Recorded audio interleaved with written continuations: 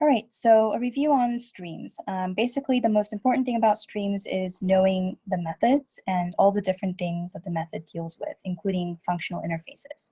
So some methods that are really common and that you will probably use or have used in labs is stream, right, which is basically converting a collection to a stream. That's essential for actually doing all of these chain calling. Chain calling means that you have all these methods called in one single Java statement. And you'll see examples of this when we do practice with the streams in just a moment. Another common method is map.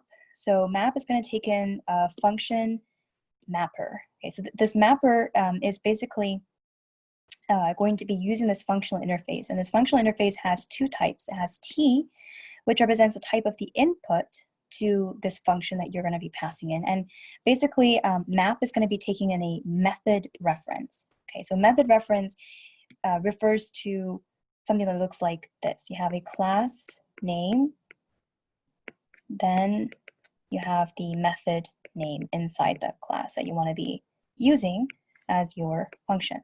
Okay, so this is the syntax for a method reference.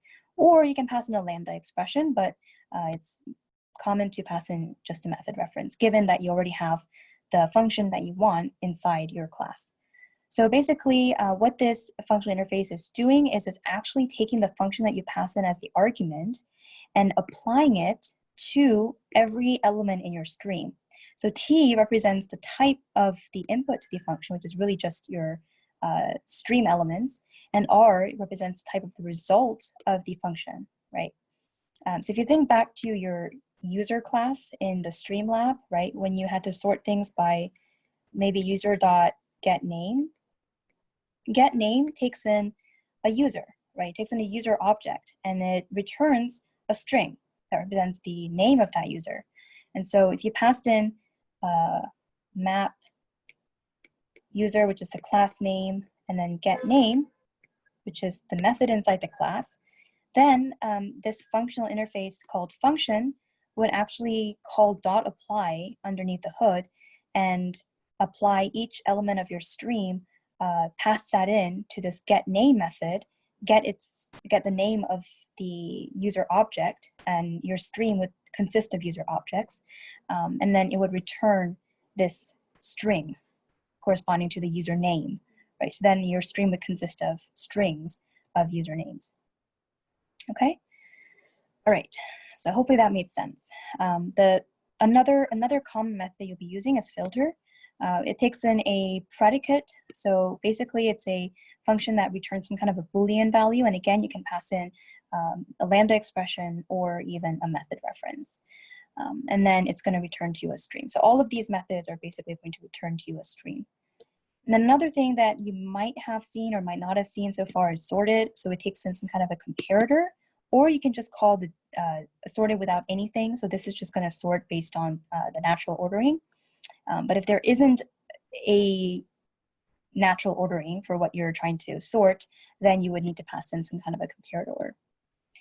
Okay, and now, so these are all things that you can do on your stream. And these are all things that you can chain after one another, right? Because none of them are actually terminal. Terminal operations are things that you apply, and then afterwards you don't get returned a stream. There's no stream return value. The return value is something else, right? So for example, for each consumer action, T represents a type of the input to the operation. And it basically, it's an operation that accepts a single argument and it returns no result, right? So it just has this, consumer interface has this accept method that takes in a certain input of type T. It performs this operation on this input, and then it returns nothing, right? So after you do this, you don't get returned a stream. So you can't do any more chain calling. That's why it's called a terminal operation, and all of these are actually terminal operations. Another one is collect. So this is something you might have used when you want to change a stream back into some kind of a concrete data structure, like lists or sets, right? So for example, if you did, let's say that you had an array, actually we'll see examples of this later. So let me not get ahead of myself right now. Another method is reduce. So reduce takes in a binary operator. You can also look up what a binary operator is. Basically what it does is it just calls this argument, this function, on each pair of elements in the stream. Notice that it's a pair, right? This is different from taking a single argument and doing an operation on each of these single arguments. It takes every pair of elements in your stream repeatedly until the stream shrinks to a single value. That's pretty amazing, right? So it's kind of like you reduce everything into a single value, at which point you don't have a stream anymore. You just have the single value, which represents some property of your of the stream. However you want to combine all the elements in your stream. And there are a lot more methods. You can look them up on this URL. Okay, but basically let's look at some examples. So for map, you can pass in a lambda expression like this. So this is kind of referring to the lab exercise that you might have done. So remember that U is signifying, it's just a placeholder name for each element in your stream. You could have named it X, you could have named it E, you could have named it whatever you wanted. Basically, for lambda expression, whatever's on the left of the arrow represents the arguments that you pass into the lambda, and whatever's to the right of the arrow represents the body of your lambda expression. And same thing for filter, right? So if you look at what map is doing, it's basically getting the username of each of these objects in your stream, user objects, and then filter is only keeping the elements whose length of its name, right? So basically the number of characters in its username is less than 5. And now you want to count how many users have their username be less than 5 characters. That's basically what this line is doing. The next one is doing an actual instantiation, right? So for each you want to create a new user of the same username, but now with, at party.com, and then you want to return a list, right? You want to now translate all of these stream elements into a collection.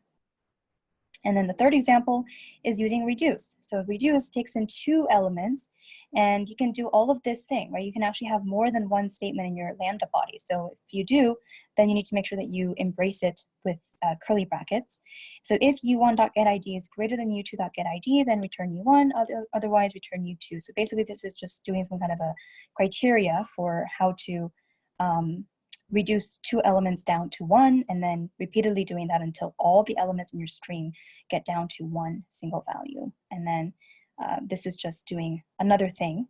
So if present, then you need to print out whatever the user is. Okay, so let's look at an example. This is again from Tau Beta Pi, Summer 17, Midterm 2, question 8. Okay, so you're given a list of users. This is very similar to the lab. And using streams, you want to complete these methods such that they work based on the commons, and you only can write a single statement. So in other words, 1 semicolon only. Okay, so let's kind of examine what this class has. So it has a constructor.